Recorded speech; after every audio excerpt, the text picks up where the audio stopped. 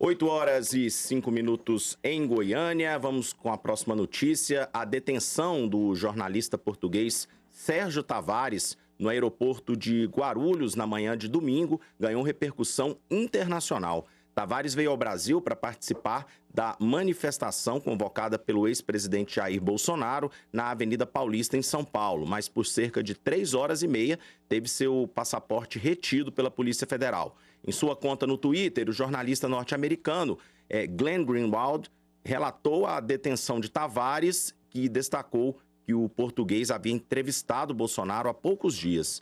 O jornalista repostou o vídeo no qual o português deu detalhes sobre as questões que foram feitas a ele pelos policiais federais. Perguntaram especificamente sobre Alexandre de Moraes, Flávio Dino, vacinas, 8 de janeiro, tudo. Um português que vem simplesmente cobrir uma manifestação de apoio a Jair Bolsonaro é sujeito a isso tudo, afirmou Tavares. Também em Portugal, o Partido Alternativa Democrática Nacional publicou um comunicado no qual exige a intervenção imediata do presidente de Portugal, Marcelo Rebelo de Sousa, e da Embaixada de Portugal no Brasil contra o que considerou uma perseguição fascista de uma extrema-esquerda que apoia o presidente Lula. Em nota, a Polícia Federal informou ser falsa a informação de que o comunicador teria sido impedido de entrar no Brasil. Segundo a corporação, buscou-se verificar se ele está no país a turismo ou a trabalho. Tal indivíduo teria publicado em suas redes sociais que viria ao país para fazer a cobertura fotográfica de um evento.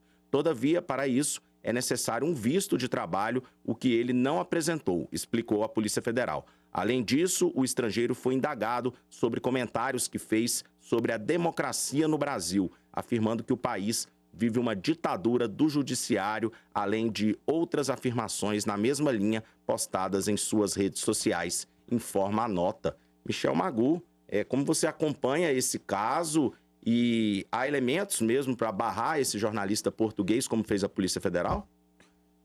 Bom, com certeza a Polícia Federal, no caso que compreende que existe violações à democracia, ao direito da soberania nacional, ataques às instituições, tem sim a obrigação de questionar, de fazer investigações e espero que assim seja sempre, que quando se vê que qualquer cidadão, e essa eficácia, eficiência em questionar um jornalista, seja feita com todos, sem olhar para a ideologia. Nós vemos muitas vezes, para quem tem costume de viajar, ver uma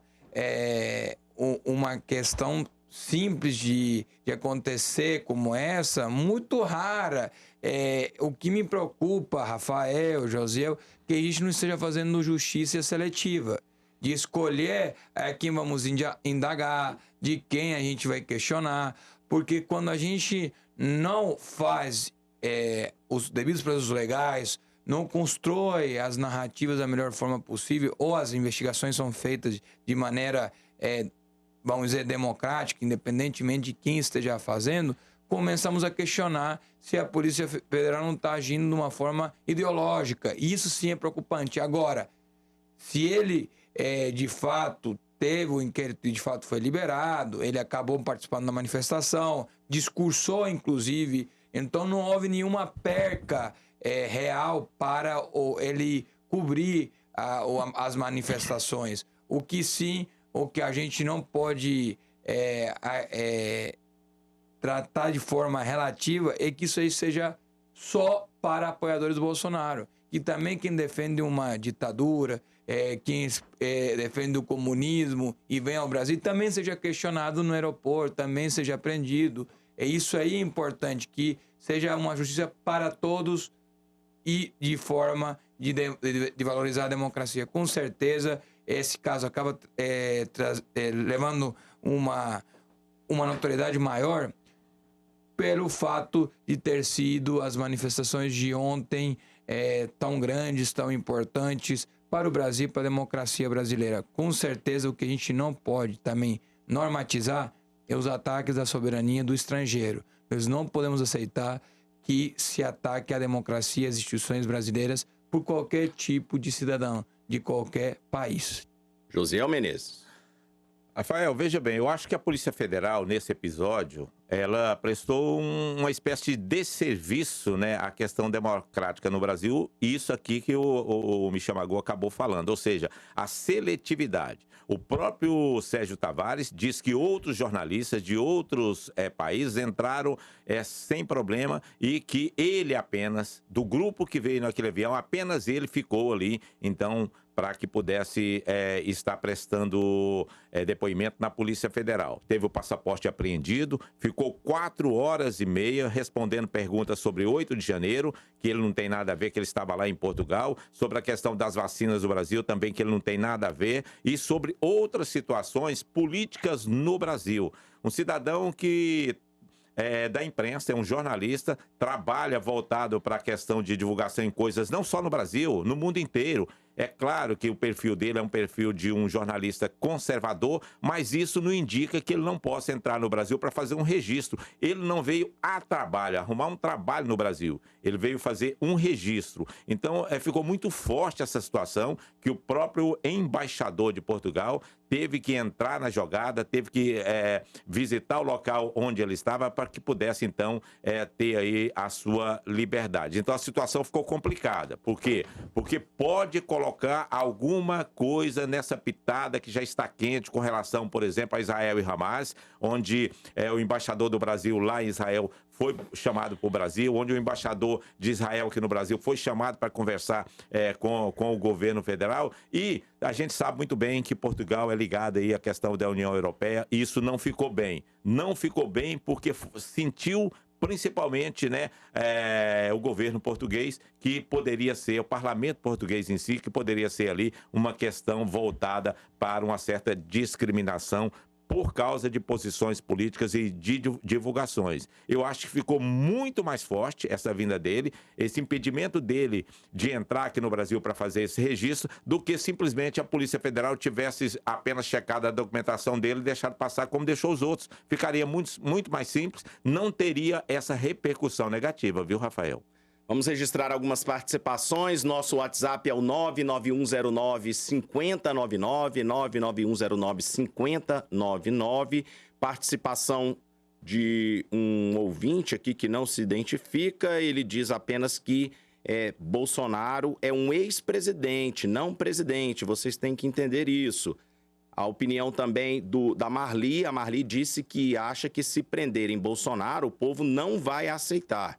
É notório que o povo está com ele, na opinião da Marli.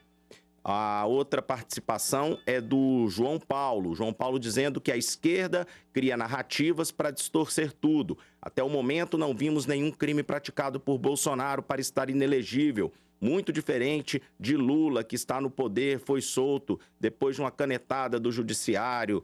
A ditadura jurídica já é realidade, está na bronca aí o João Paulo.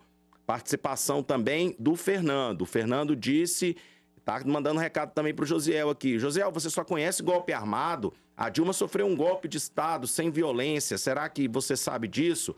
E fala que a presença do beneficiário do golpe, que seria o ex-presidente Jair Bolsonaro, não era necessária. As análises suas, Josiel, estão muito superficiais, na opinião do Fernando. Ô, Fernando, bom dia para você, né? Um carinho. Tira um pouco do rancor do coração, Fernando. Isso não é bom para ninguém, não. Veja bem, a ex-presidente Dilma, ela acabou saindo, né, do cargo, ou sendo impeachmentada, por quê? Porque ela ultrapassou os limites financeiros do Brasil, o que estava previsto que não poderia acontecer. E ela, como que foi um golpe, se o legislativo acabou entrando com esse pedido de impeachment, o judiciário acatou e ela acabou sendo afastada. E olha que a sua presidente, né, foi beneficiada, porque ela não ficou inelegível, né? Ou seja, ela perdeu o cargo e era para ficar inelegível e acabou não ficando. É assim que funciona, você entendeu? Então não é essa questão de golpe. Que golpe que ela sofreu? Golpe em que sentido?